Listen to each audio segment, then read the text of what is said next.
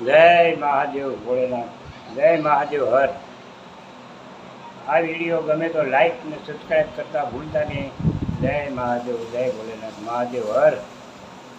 આથી 55 વર્ષ પહેલાંની વાત છે ભાઈ, હીરાવાળાની. હાલો હીરા ગામમાં જઈએ. એ સમયમાં એટલું બધું હીરાનું માન કે ન પૂછો વાત.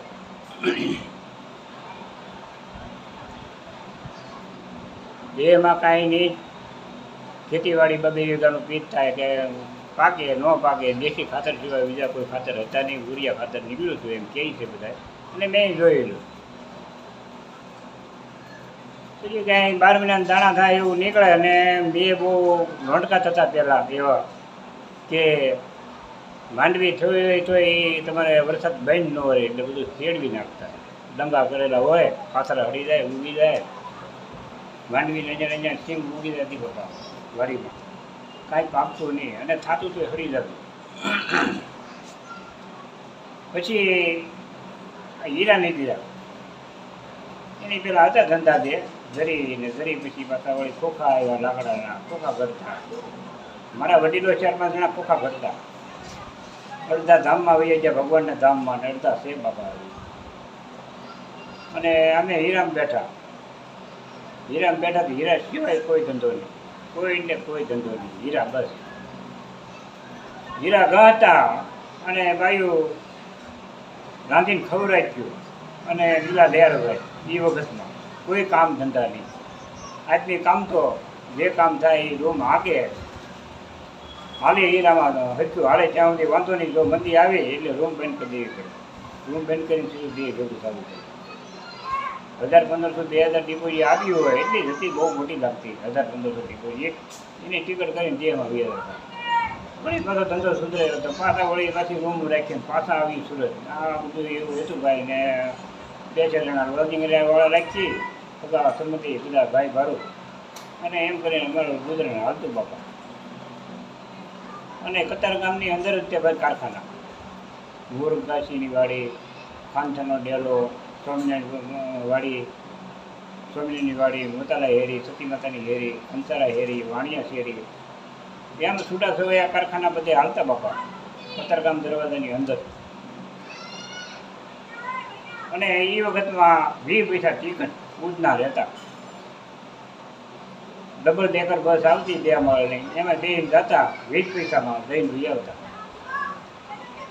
અને આખા મહિનાનો ગાડીનો પાસ 5 રૂપિયા, એવી રીતે અપડાઉન કરતા. અને એમાં હીરામાં મંદી આવે એટલે ઝઘડકો પડી જાય. પછી તો ભાઈ ઘડિયાળો વેચી ટિકટ કરીને 2 ભેગા થઈ ગયા. હીરા સિવાય કોઈ ધંધો નહીં. પછી એમ કરતાં તમે સારો આવતો ગયો. પછી આ કાપડનું નીકળ્યું. કાપડનું નીકળ્યા પછી તો ખૂબ જ સારું છે. હીરામાં થોડુંક ઢીલું પીડ્યું હોય તો કાપડનું ઘર ભાઈઓ છોકરીઓ આપણું ઘર દીકરીઓ ચલાવી દે. કે હાલો હીરામાં ધીમું પીડ્યું તો એ ઘરનું પાછું કાપડનું ધબાધબ હાલતું અને હાલે છે હજી. પણ એટલું બધું પહેલાં જેવું નહીં. હવે કાપડમાં થોડુંક ધીમું પીડ્યું. પણ 7-8 વર્ષ તો 2008ની સાઈડમાંથી કાપડનું આવ્યું છે. 20 સુધી આવ્યું, 20-25 સુધી આમ તો સારામાં સારું આવ્યું. 22-25 અત્યારે 2 વર્ષ હતી ધીમું પીડ્યું. પણ તો એ સારું છે.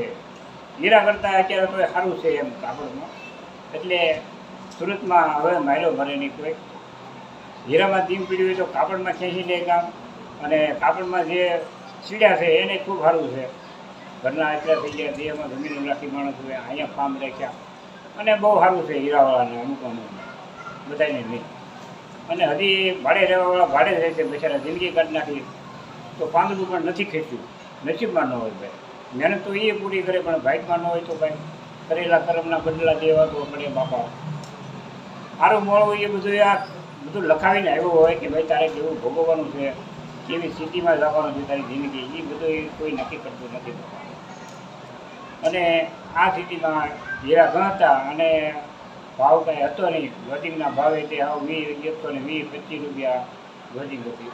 અને 300-400 રૂપિયાનું કામ કરે તો એમાં ટિકિટ ભાડા કરે 25-27 રૂપિયા ટિકિટ. દેહમાંથી મોવા સુરતની એક જ બસ સરકારી આવતી. સવારમાં 7 વાગે ઉપડે, સાંજે અહીંયા 7-8 વાગે ઉતાર. અને એ તે તારાપુર ચોકડીએ આવે તો ડ્રાઈવર બદલી જાય. ડ્રાઈવર બદલી જાય એટલે આપણે નવાઈ લાગે કે ભાઈ આ આપણો દેહનો ડ્રાઈવર બદલી ગયો, અહીંથી પાછો વળી ગયો. અને તારાપુર ચોકડીથી પાછો ડ્રાઈવર બદલે એ પાછો સુરત પકડે આપણને બે તફા લાગે, ગાડી નવાઈ લાગતી એ. અને દેહમાં આવી એટલે 15-20 જણા ઘોડાવા આવે અને બધા રોવે, ઘેરે બધા રોવે ભાઈ. અને છોકરાની તો આવું આવી જાય, બધો પરિવાર બધો સ્નેહ કરાય એવો હતો બાપા. એવો સ્નેહ તો ન પૂછો ભાઈ. ભલે કાંઈ નહોતું પણ ભાવ માણસોને બહુ હતા, ભાવ અતિ ભાવ. ભાઈ બેટા તું પગી જાય એટલે તરત ટપાલ લખજે, ભૂલતો નહીં મારી જા, હાંચું પગી જા, આમ બધું કહેતા વડીલો. અને લઈને તરત ટપાલ લખીએ 3-4 દિવસ ટપાલ પગે દે એમાં કે બાપુજી તમે ઉપાધિ કરતા નહીં, હું પગી ગયો છું અને તમે બેસી ગયો છો, મારી ચિંતા કરતા નહીં.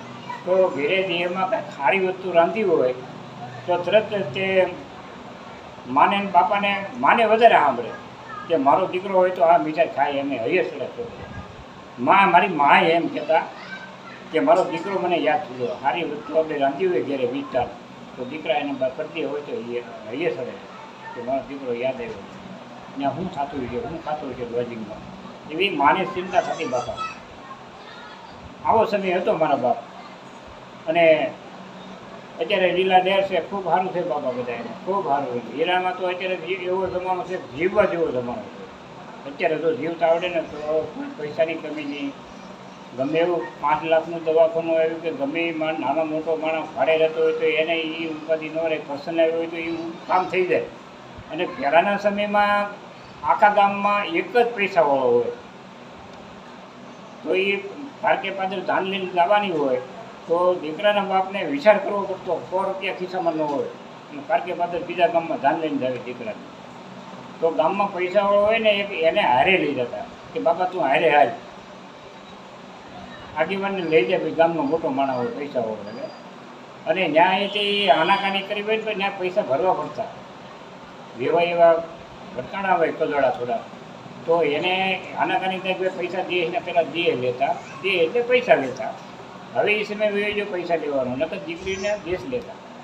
દીકરીને આપણે વિવાહ કરીએ તો દીકરાવાળા પાસે 1000, 1500, 2000, 5000 એમ દેશ લેતા. એટલે મોટા લાગતા એ વખતમાં 5000% થઈ જતો બાપા. આ સમય હતો પહેલાં. અત્યારે એ નથી. હવે તે દીકરીને કમી નહીં એટલું હવે કરિયાવર આપે છે. અત્યારે બાપને જેટલું દે એટલું બાપને ઓછું જ પડે આ સમયમાં, અને આપે છે બાપા, ખૂબ આપે. એમાં કાંઈ ઘટે નહીં. તમામ રોહડાનો સામાન લઈને આપે. ને પહેલાં ઢાલું હતી, ભાઈ ફલાણા દીકરાની લગ્ન છે તો આપણે દીકરીનું લગ્ન છે ભાઈ આપણે તાહણો લઈ જવો છે. કોઈ એમ કે ભાઈ મારે ડોલ લેવી છે, કોઈ એમ કે મારે થાળીઓ લેવી છે, કોઈ કંઈક મારે સાડિયા લેવા છે, કોઈ રકબીઓ લે, જેવા વ્યવહાર. આ પ્રમાણે અમને પાછા વાસણ અમારી બેન દીકરીઓનું લગ્ન થતા બેનોના તો એ રીતે અમારે ઢાલ આવતી. તો 5-5 તાહણા થાય, 5-5 ડોલું થાય અને 100-150 તો થાળીઓ થતું બાપા.